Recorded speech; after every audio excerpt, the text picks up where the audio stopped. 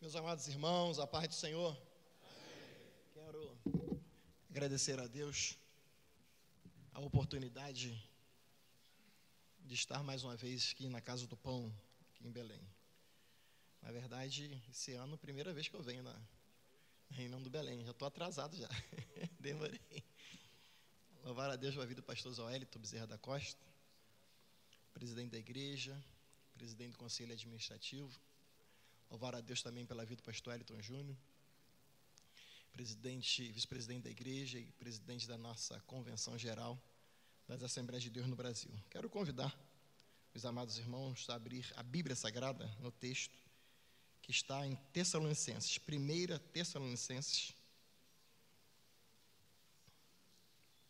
Tessalonicenses, no capítulo 5.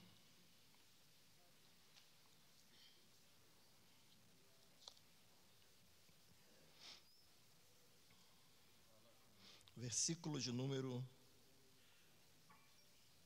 17. 1 Tessalonicenses, capítulo 5, versículo 17. Vamos ler juntos? Vamos? Orai sem cessar.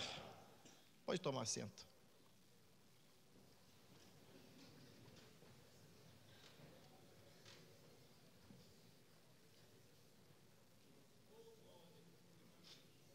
Nós somos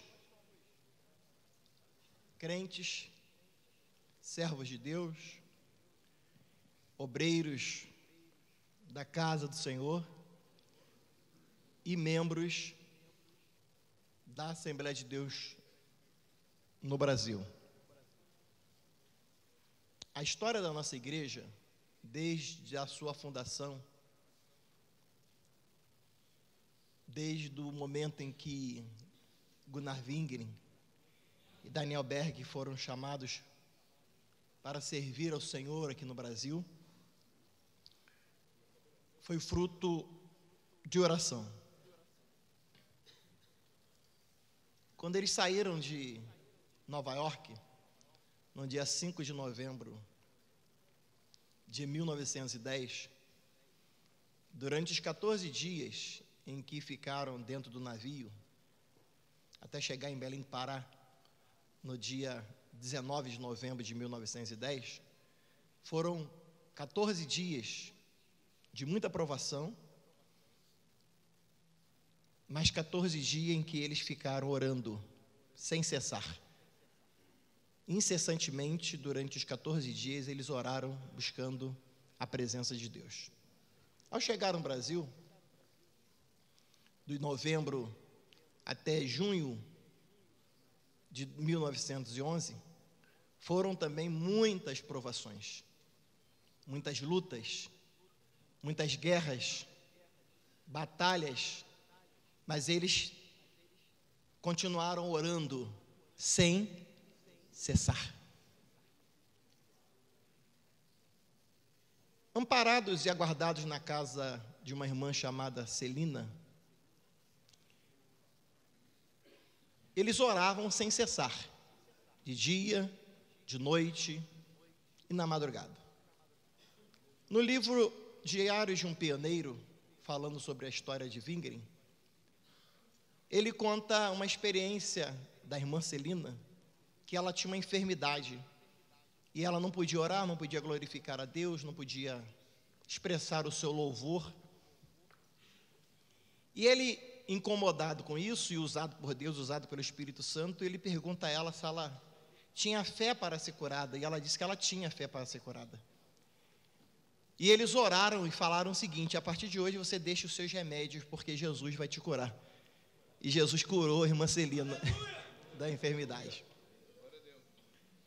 Esta irmã Celina, agora curada, deixou os remédios de lado e certamente foi curada e foi curada. Ela começa a aclamar a Deus para que Jesus a batizasse com o Espírito Santo, porque os missionários haviam chegado 6 meses antes, chegaram em 19 de novembro de 1910, já estavam chegando a junho, e muitas lutas, muitas guerras, muitas batalhas, porque eles pregavam que Jesus salva, Jesus cura, Jesus batiza com o Espírito Santo, e Jesus em breve voltaria para buscar a igreja. Aquele povo, aquele grupo que ali estavam, foram avivados por Deus, avivados por aqueles dois jovens, um com 26 anos e um com 33 anos, estavam ali pregando a palavra, incentivando a palavra, manifestando a palavra de Deus, mas não era só palavra, era prática. Não é falar apenas, hoje a gente fala muito, né? Não estamos vendo, não é falar, é ver acontecer. E essa mulher começa a orar, pedindo o batismo no Espírito Santo. Após um culto de oração, porque eles oravam sem cessar, ela vai para a casa dela, e começa a buscar a Deus, e Jesus a batiza no Espírito Santo, no dia 2 de junho, né? Há duas datas, a data de 2 de junho e a data de 8 de junho, mas a mais aceitável é a data de 2 de junho, que ela é batizada no Espírito Santo, e aquilo ali causa um impacto tão grande, que deixa nervosos algumas pessoas, e segundo a história, foi esse batismo no Espírito Santo da irmã Celina que causou a separação da igreja, né? Faz com que esses 13 irmãos saíssem da igreja em que eles estavam hospedados e formassem a missão da fé apostólica no dia 18 de junho de 1911. Então vejam que a fundação da igreja, a Assembleia de Deus, foi uma fundação que aconteceu porque os crentes fundadores oravam sem cessar. Eles não paravam de orar, eles estavam orando diuturnamente, buscando a Deus, buscando ao Senhor, clamando ao Senhor, chamando a presença de Deus na vida deles, clamando a Deus com autoridade, com graça, com unção, com virtude de Deus. No dia 11 de janeiro de 1918, a igreja deixa de ser chamada a missão da fé apostólica e passa a ser, quando vai ser registrada, ela é registrada com o nome Assembleia de Deus. Assembleia de Deus. Passou-se, irmãos, alguns anos, e no ano de 1942, ali em Recife, no lugar chamado Casa Amarela, existia uma irmã com o nome de Albertina, Essa irmã, ela tinha uma filha, e essa filha, chamada Zuleide, ela tinha uma enfermidade. Essa menina chamada Zuleide, ela não andava, ela também não falava, e os médicos da época diziam que ela ia viver apenas 8 anos. O que essa irmã resolveu fazer? Ela chamou algumas irmãs para orar a Deus, para buscar a Deus, para que Deus mostrasse qual era a vontade dele em relação à vida da filha. Na primeira noite de oração, quando elas começaram a orar, alguém recebeu uma profecia, alguém entregou uma profecia e disse o seguinte: essa enfermidade não é para a morte, essa enfermidade é para mostrar a vocês o que Deus vai fazer aqui nesta cidade, o que Deus vai fazer no Brasil. Elas começaram a orar, a buscar a Deus, e o que Jesus fez? Jesus curou a Zuleide, curou aquela jovem que estava prevista viver 8 anos, e ela viveu 49 anos, para a glória de Deus. Por quê? Porque essas irmãs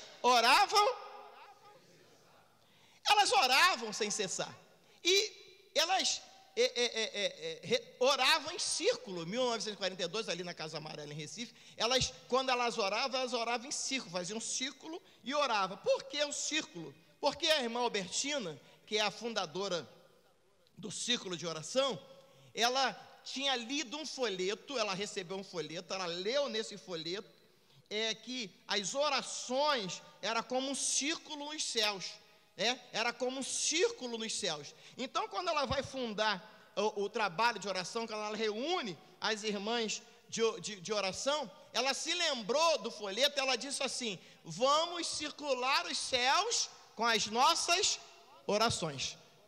Vamos circular os céus com as nossas orações. Essas irmãs oravam sem cessar. A verdade, o que acontecia nessas reuniões de oração? Havia batismo no Espírito Santo. O que havia? Havia dons espirituais. O que acontecia? Havia curas das enfermidades. O que havia? E também havia conversões de almas. Por quê? Elas oravam sem cessar. O trabalho cresceu, o evangelho explodiu ali em Recife, muitas e muitas almas eram salvas para Jesus, obreiros eram chamados, pessoas curadas, batizadas no Espírito Santo, prostitutas se tornando mulheres santas de Deus, homens maus, malfeitores se tornando homens santos de Deus. Mas existia um grupo de mulheres e de homens também que estavam circulando os céus com oração, e o céu não parava de ser circundado, porque a oração era sem cessar. Então o que é a oração? A oração é um diálogo entre Deus e as pessoas. A oração é uma parceria entre a pessoa e aquele com quem ele fez uma aliança. A oração é uma parceria, é um diálogo entre você em Deus, o Deus da aliança, o Deus que tem comprometimento contigo e o Deus que você tem compromisso com ele. No Antigo Testamento, Israel é uma nação nascida na oração. Nascida na oração. Deus ouviu os clamores dos judeus, dos hebreus, quando eles oravam. Você que tem o seu texto bíblico, por favor, Êxodo capítulo 3, versículo de número 7.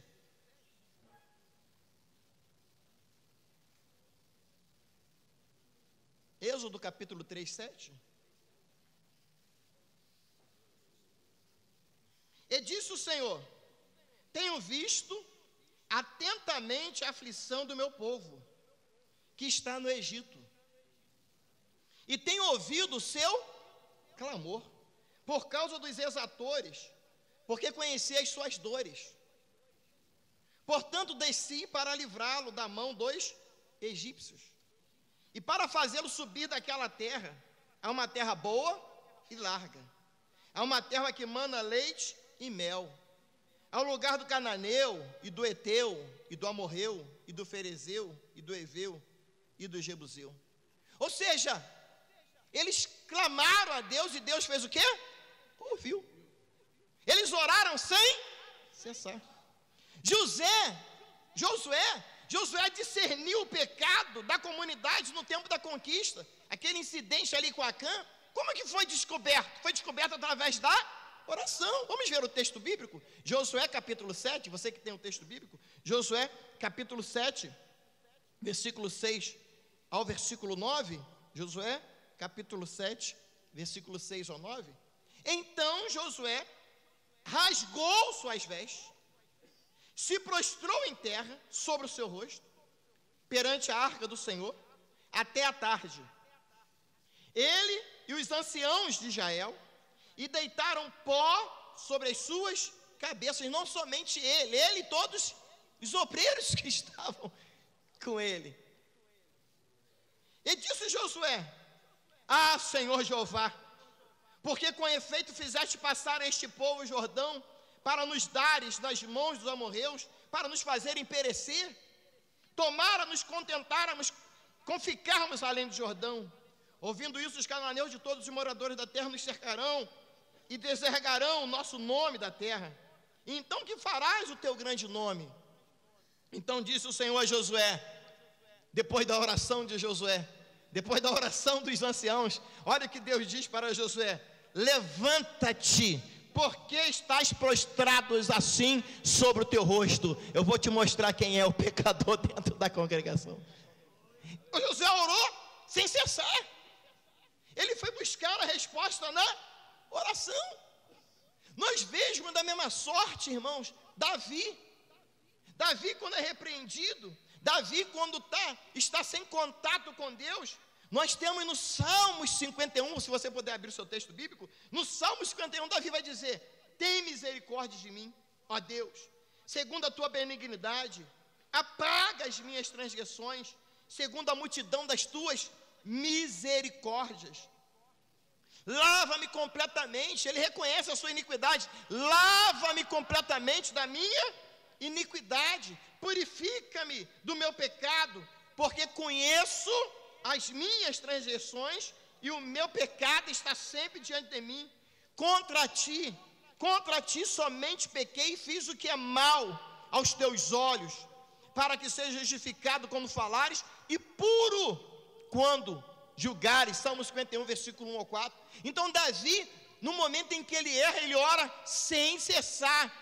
Ele não elimina a oração da vida dele, ele não tira a oração da vida dele, ele não diminui o diálogo e a conversa que ele tem com Deus. Davi orou sem cessar. O que não dizer de Elias e Eliseu, os milagres que eram operados através da oração. Elias orava sem cessar e Eliseu orava sem cessar. O que falar dos profetas, irmãos? Dos profetas escritores, os profetas que clamaram, mas eles clamavam com coerência. A oração desses homens, desses profetas, vamos ver o texto que está em Oséias, capítulo 7, Oséias, capítulo 7, versículo 14, uma oração coerente, uma oração que tem a ver com a vida moral, uma oração que tem a ver com a responsabilidade social. Oséias, no capítulo 7, versículo 14, olha o que o texto bíblico diz: e não clamaram a mim com o seu coração. Olha que responsabilidade. E não clamaram a mim com o seu coração, mas davam uivos nas suas camas, para o trigo e para o vinho se ajuntam, mas contra mim se rebelam. Então a oração tem a ver com a vida moral. A oração não é uma fala, uma falácia, uma conversa. E neste caso aqui, o que o profeta está dizendo assim: vocês estão dando uivo, vocês estão bradando forte, mas a vida moral de vocês não está quando nada com a oração que vocês estão falando. Vocês estão pensando que estão falando com quem? Vocês estão pensando que estão conversando com quem?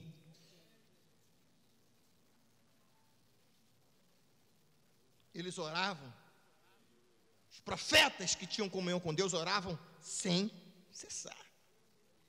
O chamado de Isaías, no capítulo 6, vai refletir esse compromisso envolvido na oração. Vamos ver a Bíblia. Isaías capítulo 6, olha esse compromisso, essa visão maravilhosa, essa responsabilidade maravilhosa da oração sem cessar. No capítulo 6, no versículo de número 1,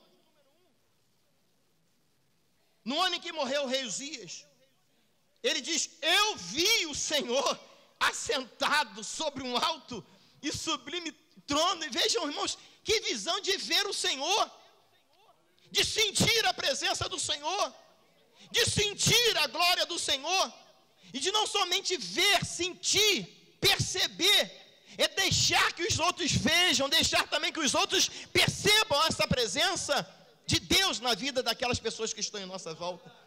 O versículo 2 vai dizer: os serafins estavam acima dele, cada um tinha 6 asas, com 2 cobriam o rosto, com 2 cobriam os pés, com 2 voavam, e clamavam uns para os outros, dizendo: Santo, Santo, Santo é o Senhor dos exércitos, toda a terra está cheia da sua glória. E os umbrais das portas se moveram com a voz do que clamava, e a casa se encheu de fumaça. Era tanta glória, era tanta presença no momento de oração, no momento de clamor, no momento de busca, no momento incessante. Orava sem cessar. Isaías estava orando sem cessar, que no versículo 5 ele diz: então disse eu, ai de mim, que vou perecendo, porque eu sou um homem de lábios impuros, e habito no meio de um povo de impuros lábios, e os meus olhos viram o rei, o Senhor dos exércitos. A oração não faz ninguém ficar soberbo, a oração faz a pessoa descer, ficar humilde na presença dele. Chorecanda orabacaia, aleluia. Orar sem cessar, aleluia. O que dizer dos salmos, irmãos? Os salmos nos ensinam a variedade e a honestidade na oração. Diga: honestidade na oração. Honestidade na oração. O salmo nos ensina isso. Salmo nos ensina a proclamar o louvor, o Salmo nos ensina a pedir perdão. A pessoa está orando e está odiando o irmão, está orando e está odiando o obreiro, está orando e está perseguindo o obreiro. O Salmo nos ensina a buscar a comunhão, não somente com Deus, mas também com o irmão. Não tem como ter comunhão com Deus se está em guerra com o irmão, isso partindo de você, é claro. O Salmo nos ensina a proteção. O Salmo nos mostra que Jesus ainda é o mesmo. Ele arranca a enfermidade, ele arranca a dor, ele cura o enfermo. Aleluia. Aleluia. E Jesus demonstra isso também, irmãos, no Novo Testamento, para que nós tenhamos uma vida de oração. Uma vida de oração intensa e uma vida de oração o quê? Regular. Uma vida de oração constante. Vamos abrir a Bíblia em Mateus, capítulo de número 6. Quem está no culto, diga amém. Glória a Deus. Aleluia. Ora soreca andabashorraça. Aleluia. Aleluia. Nanamanamachomecando massa.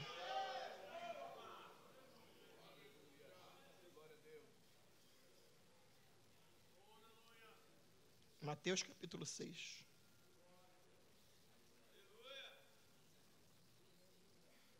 A partir do versículo 1. Guardai-vos de fazer as vossas esmolas diante dos homens, para serdes vistos por eles. Aliás, não tereis galardão junto de vosso Pai, que está nos céus. Quando, pois, deres esmola, não faças tocar trombeta diante de ti, como fazem os hipócritas nas sinagogas, nas ruas, para serem glorificados pelos homens. Em verdade vos digo que já receberam o seu galardão. Mas quando tu deres esmola, não saiba a tua mão esquerda o que faz a tua direita, para que a tua esmola seja dada ocultamente, teu Pai, que vê em secreto, te recompensará publicamente. Versículo 5, e quando orares, não sejas como os hipócritas,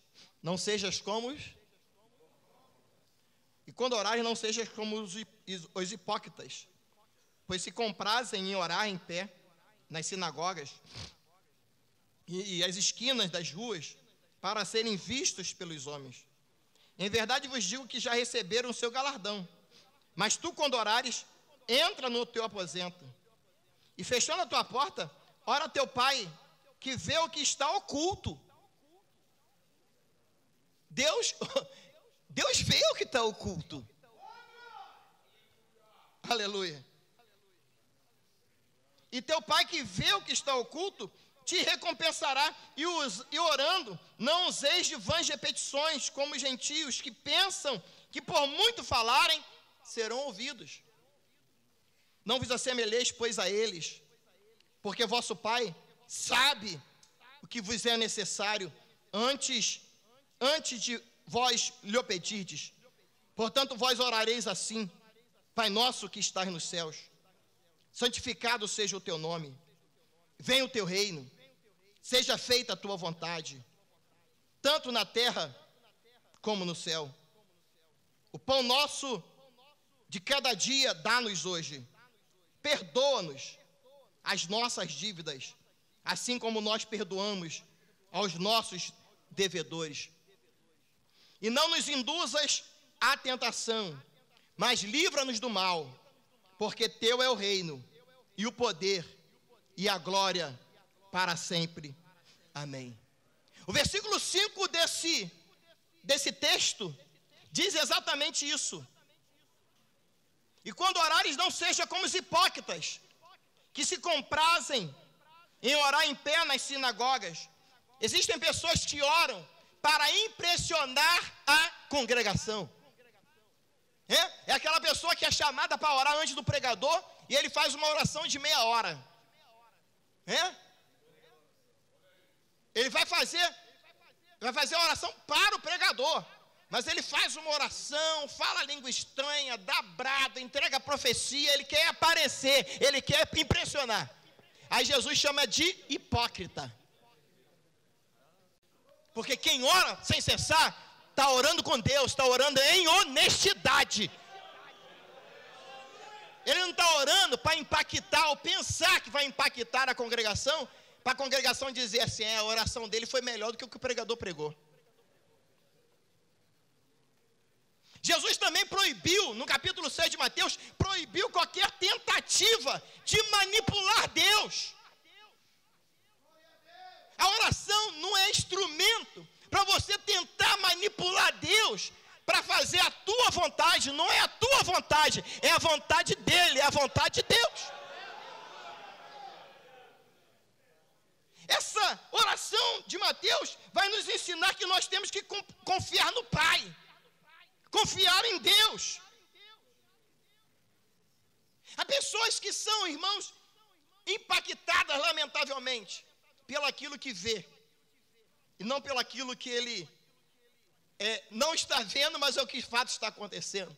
Eu já contei aqui uma vez, em que fui orar com um amigo meu, e com muita tranquilidade e honestidade, fui fazer a oração pela irmã. Só que eu orei na boa, né? Deus abençoa a tua serva. Traz a cura, Senhor. E fiz a oração.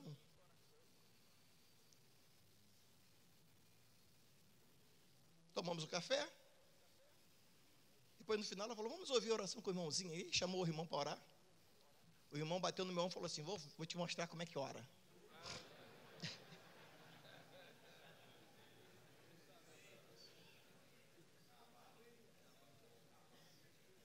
Meu Deus, meu Pai. Aí pegou a cabeça da irmã, esta mulher.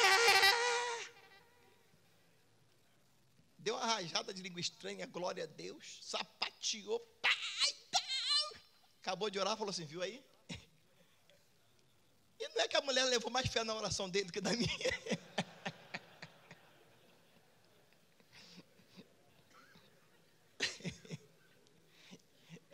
Aí nós somos tentados a fazer como os outros fazem. Não seja tentado, faça como Deus mandou você fazer, na tua honestidade.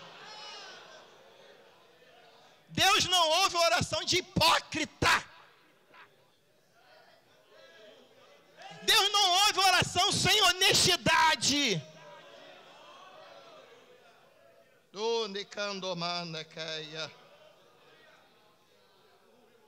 Nós devemos pensar, através do exemplo de Jesus, nós devemos pensar que devemos orar sempre com fé. Não devemos pedir sem fé. A oração sem cessar deve ser com fé. Por que nós não recebemos algumas coisas que pedimos? Porque as motivações são egoístas e nós não vamos receber. Muitas vezes nós não recebemos oração. Vamos ver Tiago, capítulo de número 4.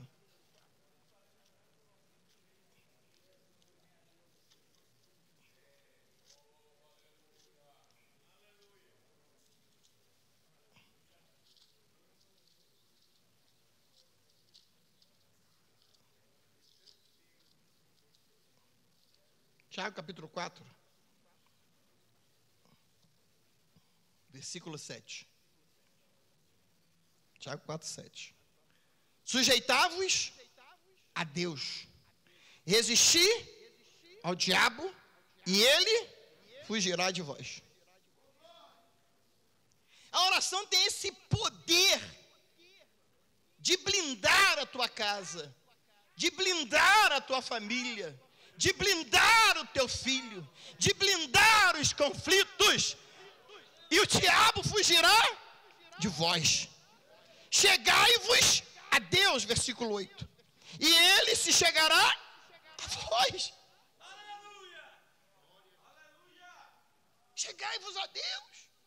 A nossa oração, ela não pode estar prejudicada ou corrompida pelo nosso caráter.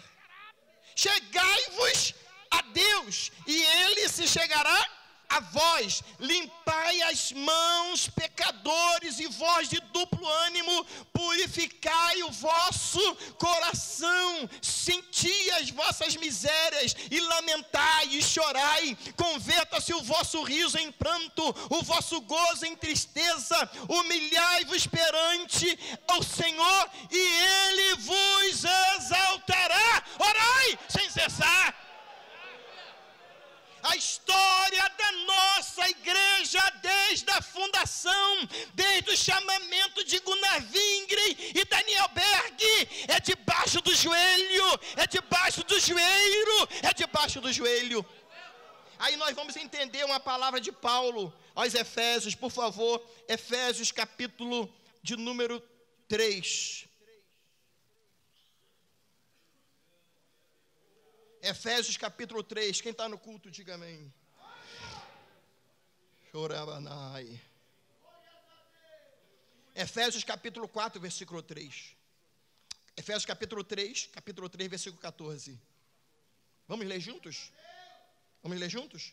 Por causa disso, vamos juntos. Por causa disso, me ponho de joelhos perante o Pai de nosso Senhor Jesus Cristo. É por causa disso o quê? Do conflito que você está vivendo em sua casa. Se ponha de joelho. Por causa disso do quê? Aquele probleminha na congregação que você não sabe como resolver. Já chamou o deputado, já chamou o vereador, já chamou não sei quem. Chame Deus, chame Deus, chame Deus, se ponha de joelhos.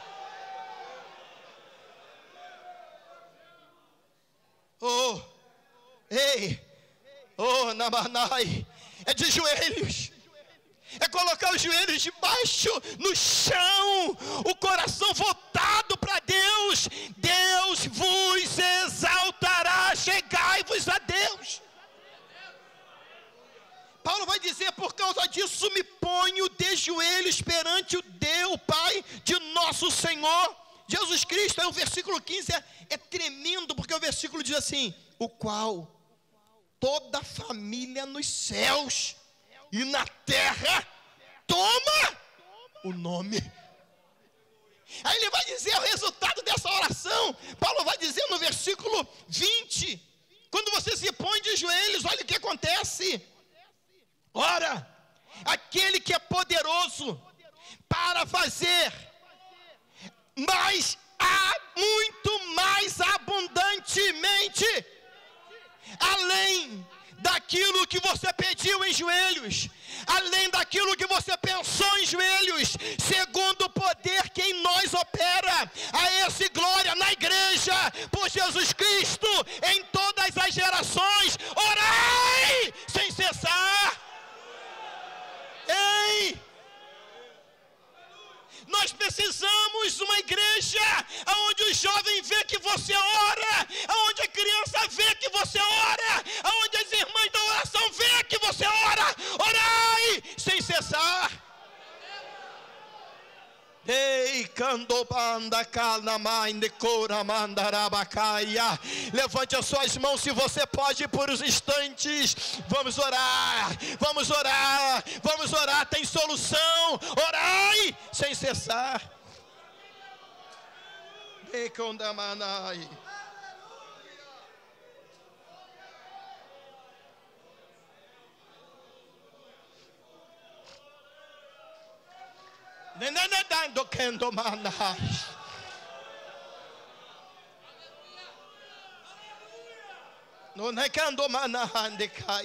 Orai sem cessar.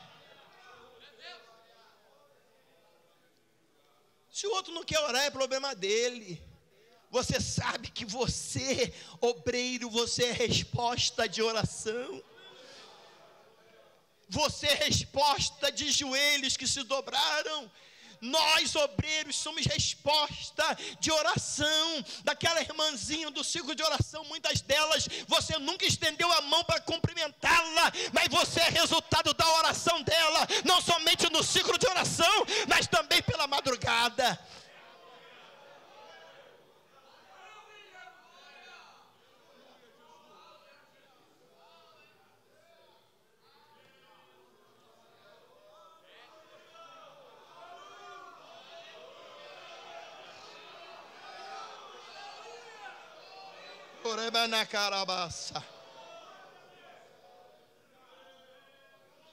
Orai sem cessar. Mateus 6 nos ensina a paternidade celestial. Jesus nos ensina que o Pai Deus, nosso Pai Deus, Ele não está longe. Por que Ele não está longe? Porque o Pai é nosso, Pai nosso, Pai nosso. Diga por favor, Pai nosso. Mateus 6 nos ensina a santidade do nome. A santidade do nome. Sendo santo, o nome do Pai cabe a quem se dirige a Ele. E é preciso respeitá-lo. Você está se dirigindo a um santo. Então os lábios impuros podem até clamar a Deus, mas tem que pedir a purificação. Isaías disse: ai de mim, tenha misericórdia de mim, ó Deus. Eu não aguento ficar sem a tua presença. Tenha misericórdia de mim, ó Deus. Eu não aguento ficar da forma que eu estou ficando. Eu quero sentir a tua presença. Orai sem cessar. Não busque, não fique pensando que você vai buscar autoridade celestial, lendo livros de grandes pregadores, de grandes ensinadores, viajando nos sites das internet para lá e para cá, para buscar grandes mensagens. Ponha-se de joelhos diante do Pai, vai orar ao Senhor, depois vai pesquisar, mas não deixe de orar. Sabe por quê? O que nós estamos falando no púlpito agora, o membro da igreja está corrigindo lá, meu amigo. Ele está com a internet aberta, vendo se você falou.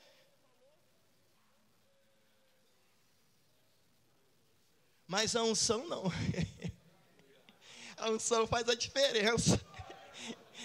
A unção faz a diferença, a glória de Deus. Então Ele vai derramar a glória dEle, porque Ele sabe que você buscou na fonte, você buscou no poço, e o poço é fundo. Você derramou a tua alma diante de Deus, da presença do Senhor. Paulo vai dizer, nesse Mateus 6 vai dizer, Jesus ensinando, que a vinda do reino, o cumprimento do que se está suplicando, revela claramente que se aspira, você quer que a vontade do Eterno, que a vontade de Deus seja feita, onde os seres humanos vão dizer: não é a minha vontade, é a vontade de Deus, é a vontade do céu, é aquilo que Ele quer. É a prova de que nós que estamos suplicando queremos exatamente aquilo que Deus quer. Aí Paulo vai dizer aos Gálatas no capítulo 2, no versículo 20: já estou crucificado com Cristo, e vivo, não mais eu, mas Cristo vive em mim. E a vida que agora vivo na carne, vivo na fé do Filho de Deus, o qual me amou e se entregou a si mesmo por mim. Romanos capítulo 6, versículo 11, Romanos capítulo 6, versículo 11 diz: assim também vós considerai-vos como mortos para o pecado. Aí você vai dizer: mas pastor Luiz, tem muito pastor pecando, muita gente pecando. Problema deles. Eu fui chamado para viver para Deus. Eu fui chamado para viver morto para o pecado.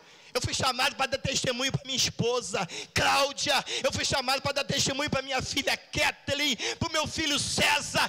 Dentro do meu lar, um sacerdote respeitado pela minha casa, pela minha família.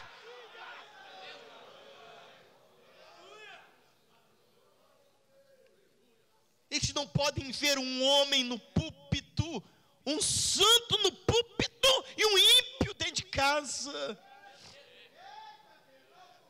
A congregação onde eu sirvo não pode ver lá no altar um homem cheio da graça, cheio da letra, mas no bastidor um ímpio, um corrupto. A oração, Deus está me chamando para orar, para manter a fé, manter a santidade, manter a vida com Deus, manter a honestidade. Assim também vós Considerai-vos como mortos para o pecado. Eu não fui chamado para pecar, eu fui chamado para ser santo. Santo! Mas vivos para Deus. Quem está no culto? Vivos para Deus. Em Cristo nosso Senhor. Queremos de fato que a vontade de Deus seja feita na nossa vida? Nós queremos isso, irmãos, que a vontade de Deus seja feita na nossa vida. Então vamos orar sem cessar. Não vamos desistir de orar, não vamos desistir de clamar. Sejamos como o obreiro, como aquele militar que está no posto. Ele não sai do posto enquanto a rendição não chegar. A nossa rendição vamos orar sem cessar, que a rendição vai vir, a glória vai descer, a resposta vai vir, e você vai cantar o hino da vitória. Orar sem cessar. O versículo 11 de Mateus 6 vai nos mostrar o alimento necessário. O alimento necessário. Glória ao nome de Jesus. Quem está no culto?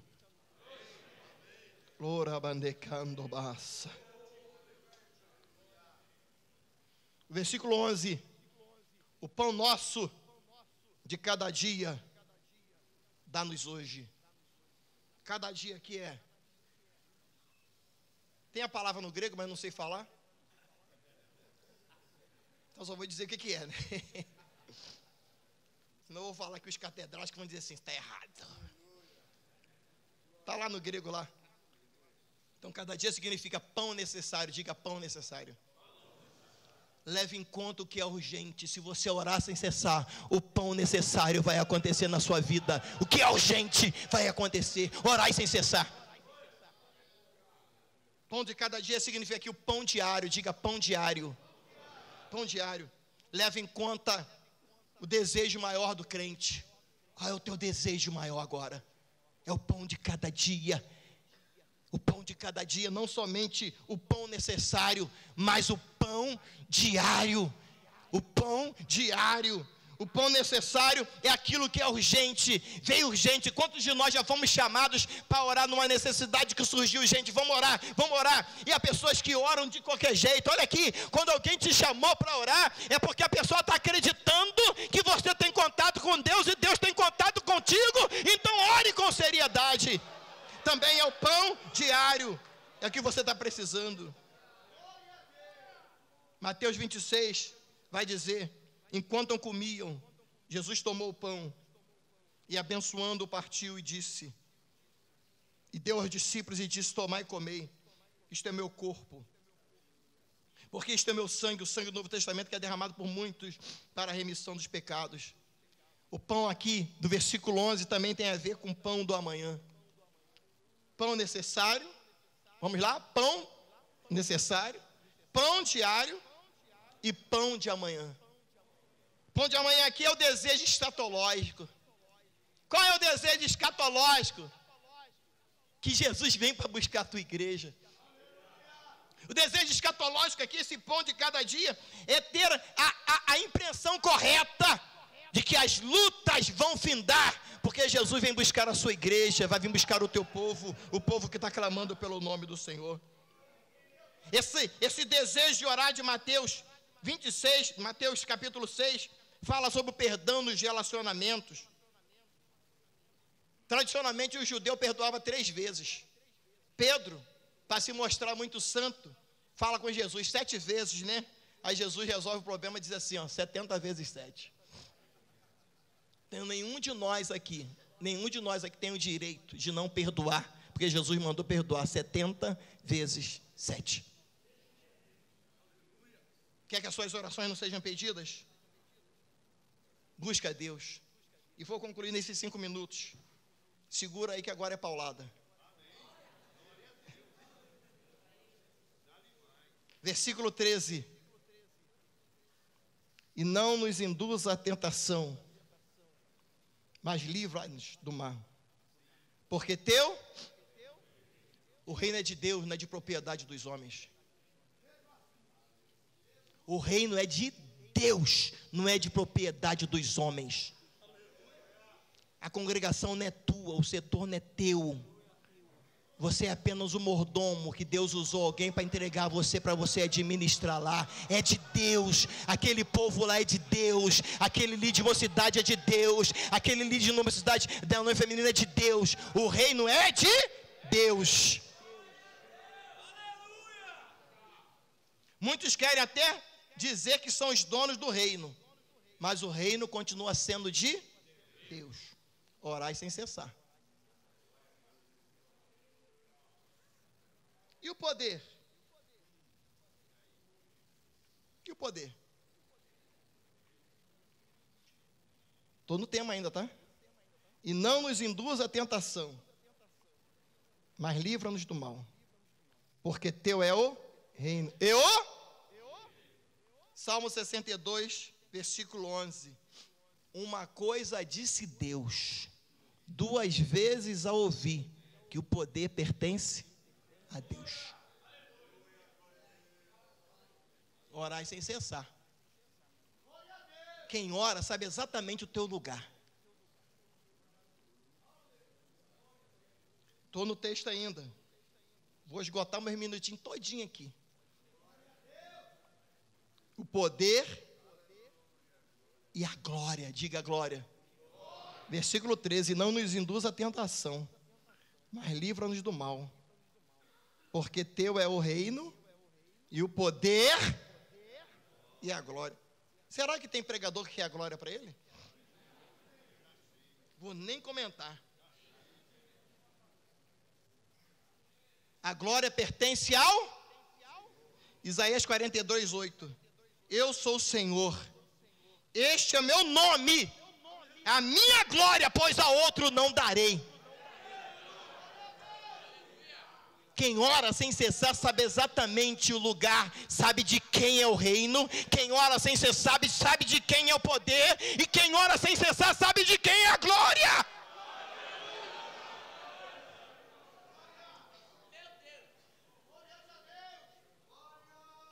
E vou concluir. Qualquer oferta que venha com essa proposta, de achar que o reino é teu, de achar que o poder é teu, achar que a glória é tua, é de procedência maligna. Mateus capítulo 4, versículo 8 a 10. Mateus capítulo 4, versículo 8 a 10. Novamente o transportou o diabo a um monte muito alto e mostrou-lhes todos os reinos do mundo e a glória deles. Quem mostrou? O diabo. Coitado, estava mostrando, coitado do diabo, né? Não posso dizer que o diabo é coitado, né? O diabinho, eu vou te falar, o diabinho deu bola fora. Foi mostrar para Jesus. E disse-lhe: tudo isso te darei se prostrado me adorar. Então disse-lhe Jesus: vai-te, Satanás, porque está escrito: ao Senhor teu Deus adorarás e só a Ele servirás. Jesus Cristo é essa expressa imagem de Deus.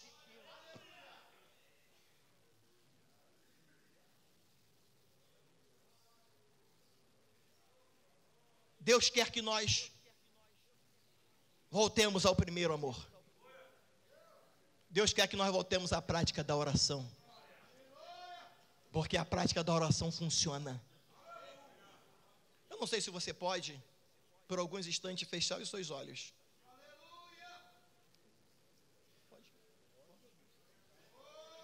Com a autorização do pastor da igreja, eu gostaria que vocês colocassem de pé com os seus olhos fechados.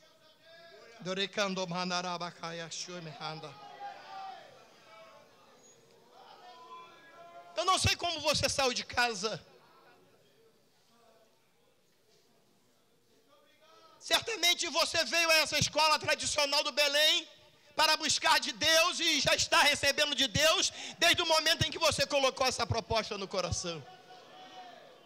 Eu não sei se você está precisando do pão necessário. Eu não sei se você está precisando do pão diário. Eu não sei se você está precisando avivar o pão do amanhã. Mas uma coisa eu quero dizer para você, ministro: aquele que tem o pão diário para dar está aqui. Aquele que tem o pão necessário para dar está aqui. E aquele que está para avivar o pão do amanhã está aqui.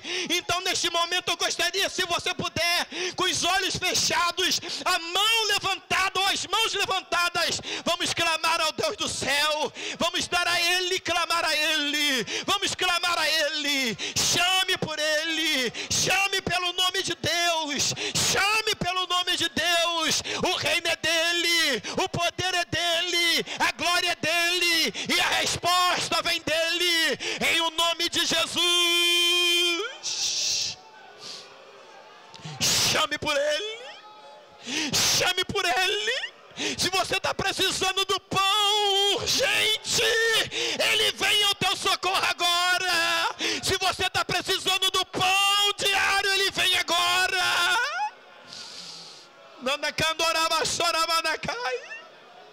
Ore com honestidade, ore com caráter limpo. Chame por Ele, chame por Ele, chame por Ele. Deixa Ele fazer muito mais abundante, além daquilo que você está pedindo.